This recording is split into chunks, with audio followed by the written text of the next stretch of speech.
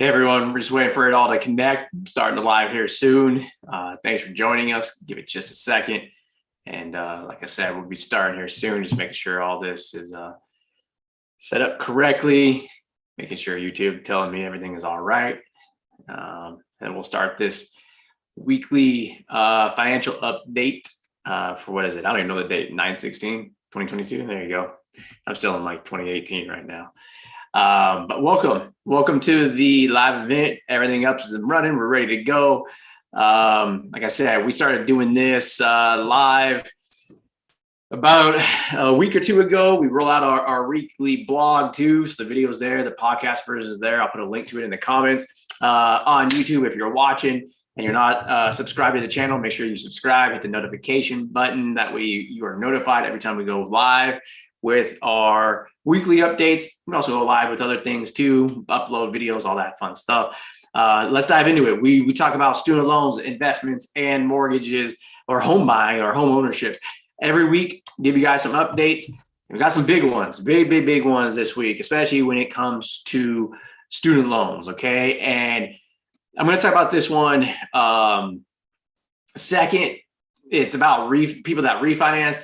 You're going to want to share this with all your friends because they might be able to get a lot of money back. Okay. Before I get there though, the first piece of news that I want to announce on student loans is slowly the administration is starting to roll out how this whole loan forgiveness thing is going to happen. So this is the first of three pieces of news that I want to share. First one is, and I got this question a lot, on the 10,000 in forgiveness or 20,000 in forgiveness, how is it going to be applied? Meaning, if I have multiple student loans, because most of us have like 5 to 20 student loans, they're all at different interest rates, all that type of stuff. How are they going to do it? Is it all going to just be across the board, or what's going to happen? The Department of Education said that what they're going to do is, those of you that don't have any late fees or anything like that, just regular accounts, they're going to apply it to the highest interest rate loans first. That's a good thing. Government finally got something right and say, okay, so again, I'm going to repeat that. The $10,000 to $20,000 in forgiveness, whatever one you get, is going to go to targeting the highest interest rate loans first. So that's the first piece of news. The second out of three pieces of news, this is the big one, okay? And this applies to you if you refinanced during COVID. So if you refinance your federal loans and you no longer have them, and actually this applies if you have less than $10,000 in loans too. Okay, and I'll touch on that in a minute. But what this rule says that the government just came out with is that you're going to be able to get a refund. So I'm going to touch on it first with people that didn't refinance, and then I'm going to touch on it with people that did refinance. Okay, so like if you owe, like going into COVID, so March 2020, if you owed like $15,000 in student loans, and let's just say you pay them off, so you owe nothing now, you will still get $10,000 in forgiveness. And if you had a Pell Grant, you would actually get $15,000 because that's how much you had going into COVID. Now, let's just say you had like 15 grand again and you paid it off and you have like $5,000 left. You get $5,000 forgiven plus $5,000 in a refund. So they're going to be giving out refunds. Now, why is this such a big deal to people that refinance? So you went from a federal loan to a private loan, and you did so after March of 2020. Okay, this is massive.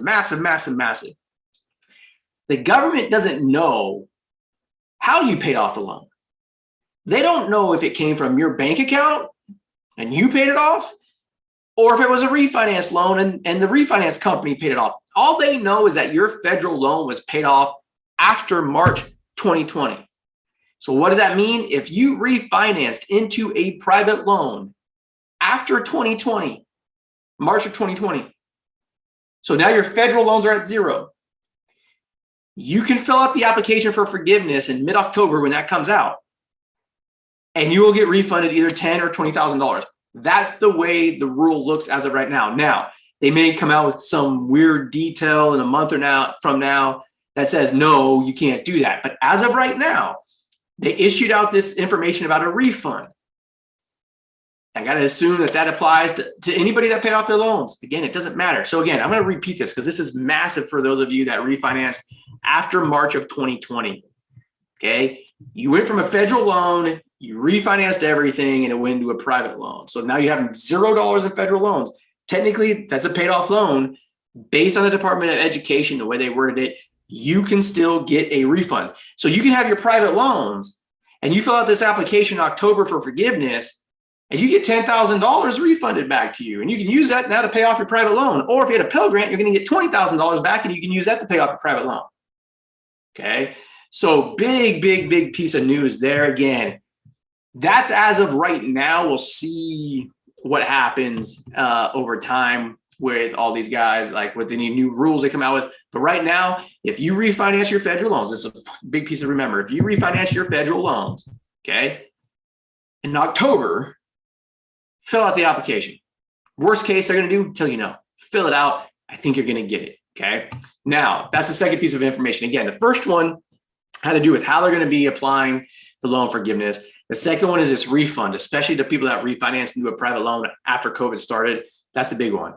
The third one, okay, we have been talking all this time and saying if the loans are forgiven, right? The 10,000, if it works.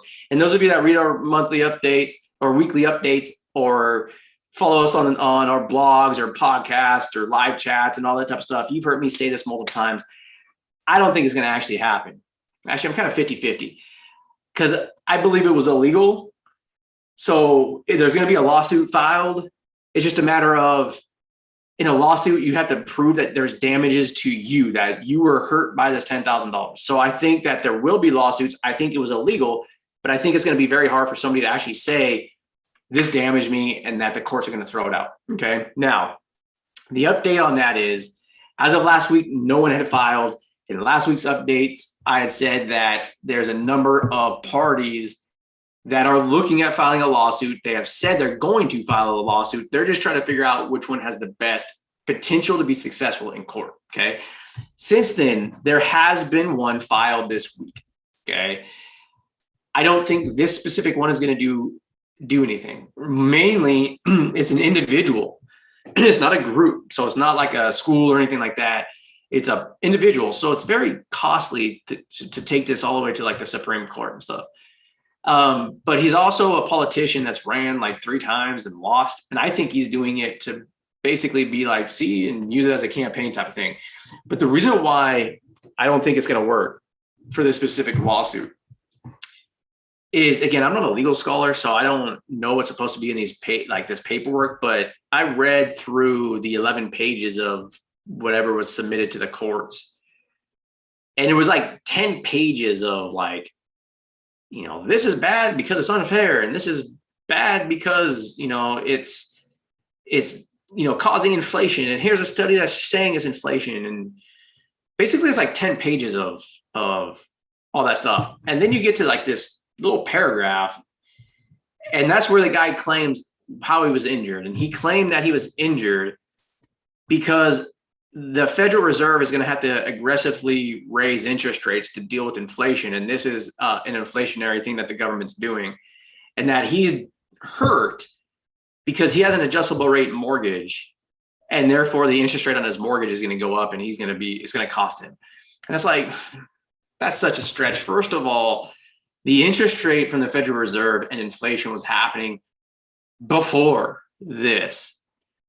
Plus, you're going down a slippery slope. All of a sudden, you're going to be getting lawsuits from people because the government took an action, and I mean, every action the government takes has a recourse summary. You're not going to be able to turn around and be like, "Oh, that specific policy was inflationary, therefore it hurt me, and I'm going to sue." It's like, come on. So the specific lawsuit that was filed, I think it's going nowhere, in my opinion. I think it's actually not going to get out of like the first court it goes through. I think it's going to just get thrown out.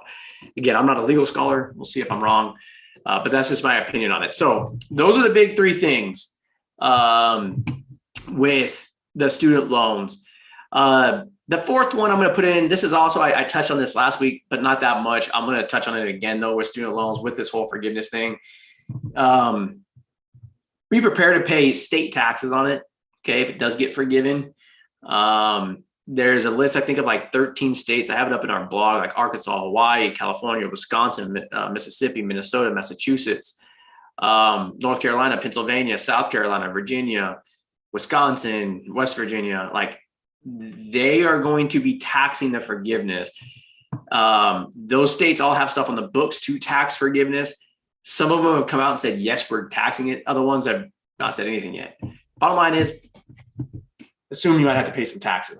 Okay, just to let you know. So that is what's on tap for the student loans, what's on tap for investing in and housing. I'll start off with housing first.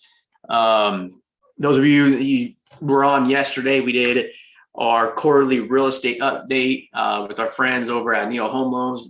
Josh Mattel jumps on once a quarter with us, goes through everything that's going on. We talked a lot about like adjustable rate mortgages and everything. Just the update here, mortgage rates hit over 6%. Massive, massive, massive, massive, massive. Other news that I've been getting a lot of questions on this week. I did a live chat on this earlier, so I won't touch on it too much. But the use of adjustable rate mortgages is going up. So people are starting to panic and like, oh, like we tripled like the amount of adjustable rate mortgages this year. And it's like, well, it went from 3% to 10%. In terms of people using the adjustable rate mortgage. And it's like, yeah, we're going to end up in another 2008. It's like, in 2007, 2008, adjustable rate mortgages made up like 35% of the loans, not 10. And the underwriting to get the adjustable rate mortgages was basically, there was no underwriting. Like if you had a pulse, you can get one. So it's a lot different than it was then. Okay. Now, do I think housing prices are going to be going down? Yes. Which is a good thing, makes it more affordable for our audience, that being people that are like 20 or 40 years old, you might actually be able to afford a house. Fantastic. That was the big thing, by the way. Home affordability is at the worst place it's been in like 47 years. Like that's, that's horrible. Like when you combine home prices with interest rates, something's got to give. And I think both of them are going to eventually give. But that's the big news on housing is interest rates are creeping up, and they're creeping up fast. They're up over 6% right now. Next week is going to be the big announcement. The Federal Reserve comes out with how much they're going to be increasing the Fed reserve rate next week. So we might see an even bigger increase in interest rates for mortgages. We might even see a decrease. Don't know. I have to stay tuned to next week's update. Investments.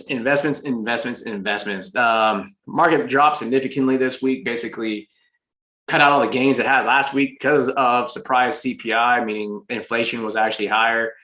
No surprise there. It's one of those things where you can't time the market. I've done a couple live chats this week about like the recession going to be a lot bigger than what people are anticipating. I mean, I did one yesterday stating how like people like credit card debt in this country is the highest it's ever been, including 2020 when the economy literally shut down. Like we have more credit card debt now than then. Like it's not looking good, guys. Does that mean go out and sell everything in your house to get out of the stock market, all that type of stuff? No, especially in retirement accounts because they're long term. So if anything, like maybe make it a little bit more conservative if you know how to do that. Tilted maybe towards some short-term type of bonds and that type of stuff. Like, so maybe make it a little bit more conservative, but still dollar cost average into everything because statistically it's very hard to time the market. And so you want to consistently have money going into investments. So I wouldn't just shut down everything. Like I used to tell people when I was in wealth management, and this was back in 2007, 2008, when I first started, people were panicking. The end of the world only happens once. If this is it, your money's going to be worthless anyways. If it's not it, when we come out of this, investments are going to go through the roof. So you want to make sure that you're investing. And that's why I said, keep your dollar cost averaging. If you want to move your allocation in your retirement, you can. I don't really like trying to time the market and do too much of movements and that type of stuff. Like if you can afford to take the risk, take some risk. If you can't afford it, you shouldn't be taking the risk to begin with. Right. So that's the way I view things on that. And as always, if you guys got questions on investing and all that type of stuff, let us know. But that's, pretty much the live chat that I wanted to come on, give you guys the updates with like the student loans and the investment world, what's going on there, the mortgage world, that's going on there. If you guys need help building out your financial plans, we have the technology at FitBUX.com. Go do that. With that, we will see you next week on the next update. See you guys later.